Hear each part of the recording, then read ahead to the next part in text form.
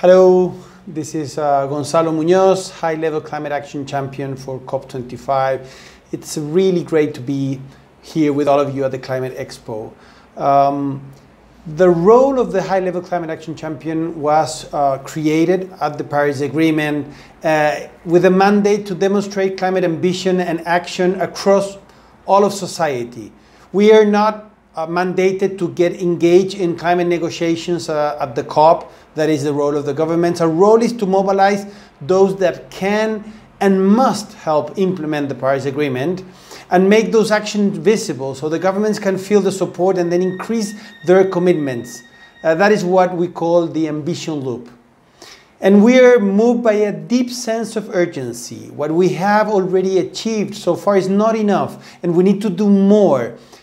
That is why a core part of our shared focus as high-level climate action champions, Nigel Topping, my dear friend from COP26, and myself, we are focused on the Race to Zero campaign, working also, of course, with both presidencies from COP25 and COP26.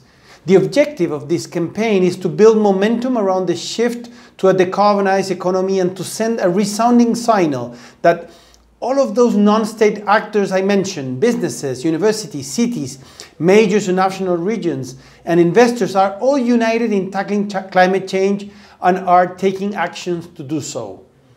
All members of the campaign are committed to the same overarching goal, achieving net zero emissions by 2050 at the very, very latest, and halving emissions by 2030. That's what it means to be aligned with science. Race to Zero now has over 2,000 companies, 700 cities, more than 160 investors, 23 major regions, and 569 universities. And it's growing so rapidly. Net zero commitments more broadly have doubled in 2020, even in the midst of the global pandemic. This is very important because non-state actors are a vital part of what I call, and I mentioned, the ambition loop, working together with governments hand in hand to enable both to go farther and faster to build a net zero future. Our role as climate champions is to drive the ambition loop so that increased action from non-state actors makes it easier for national governments to make bold commitments, which in turn gives policy certainty to businesses, for example, making investment decisions that are also aligned with science, aligned with that future, net zero future that we need in the 40s at the latest. What non-state actors do influences what governments believe is possible in terms of domestic, and also what universities can do in terms of going further and faster in terms of the Race to Zero. So in advance of COP26, networks and institutions working in further and higher education are coming together to add their support to the initiative that would be shared with key governments, officials, and the media.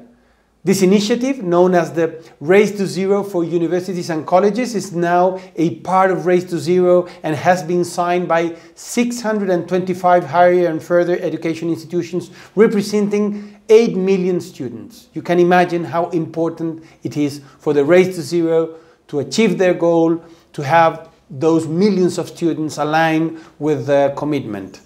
By joining this initiative, the signatories are committing to collectively step up to the challenge of climate change by supporting a 3-point plan. First, mobilizing more resources for action-oriented climate change, research and skill creation. Second, pledge to reach net zero by 2030 or 2050 at the very latest. Third, increasing the delivery of environmental and sustainability education across curriculum, campus, and community outreach programs. In advance of COP26, signatories will produce a plan on how they will achieve net zero with interim targets and make this publicly available and update on an annual basis.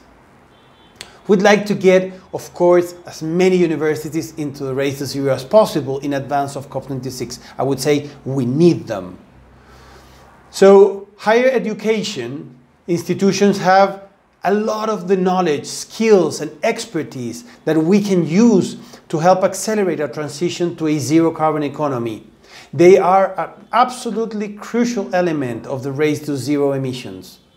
Universities can contribute in higher education institutions and have a lot of the knowledge, skills, and expertise that we can use to help accelerate our transition to a zero carbon economy. They are a crucial element of the race to net zero emissions. Universities definitely are contributing and will contribute more and more by first the curriculum. Future generations will be the hardest hit by climate change, but they can also be equipped with the knowledge, the skills, and capabilities to pioneer our journey to a healthy, resilient, low-carbon world. Also, it is important for universities to increase the delivery of environmental and sustainability education across curriculum, campus, and community outreach programs, but also by influencing the minds of future leaders who come through their doors, and therefore ensuring we are building heads, minds, and hearts that we need for a net zero future. Also, universities can leverage their knowledge and expertise. Universities can be a hub for knowledge and experience about how we transition our societies and economies to a more resilient future. They can play a key role in engaging the cities they are part of in the movement towards building back better.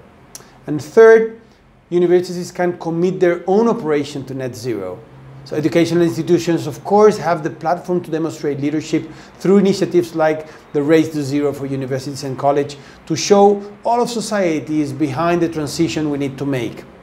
There is a need for academic institutions to move towards green infrastructure and energy, and therefore we expect that there is an inspiration growing in the center of all universities.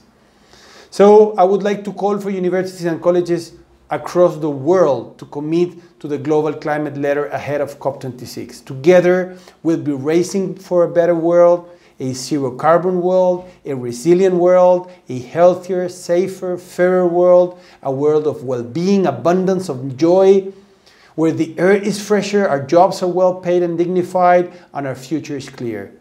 To get there, we need to run fast and get faster. We need more and more people to join the race, and right now. This is not about 2050. It's about today. So we, Nigel, I, the whole climate action agenda are calling on universities and colleges around the world to commit to the Race to Zero for Universities and College ahead of COP26 and join us on the Race to Zero.